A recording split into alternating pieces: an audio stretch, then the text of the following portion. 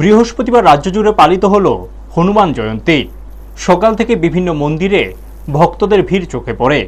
চৈত্র মাসের পূর্ণিমা তিথিতে পালিত এই বিশেষ দিনে ভগবান হনুমানের জন্মতিথি উদযাপন করা হয়।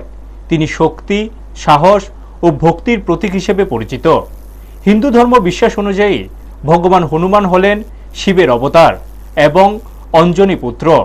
রাম ভক্ত হিসেবে তার নিঃস্বার্থ সেবা ও আনুগত্য ভক্তদের কাছে বিশেষ অনুপ্রেরণা।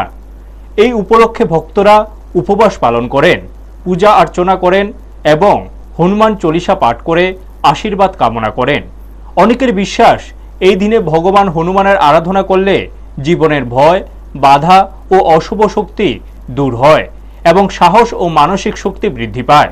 এছাড়া শনি গ্রহের কুপ্রভাব থেকেও মুক্তি মেলে বলে ভক্তদের ধারণা।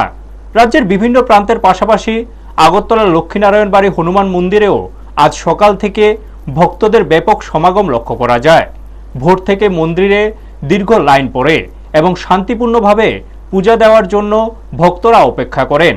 সব মিলিয়ে ধর্মীয় ও ভক্তির মধ্য দিয়ে এই বছরও রাজ্যের যথাযোগ্য মর্যাদায় পালিত হল হনুমান জয়ন্তী।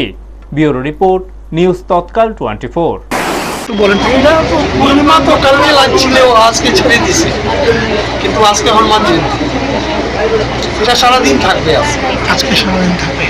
কি কি নিয়ম কানুন হচ্ছে আজকে? এখানে বিশেষ পূজা কিছু হয়েছে কি? পুজো তো সকালে যেভাবে হয় সেভাবেই হচ্ছে। ভক্তরা ভিড় আছে আজকে, ভক্তদের ভিড় আছে খুব আছে। ভিড় তো থাকে সব প্রতি বছর।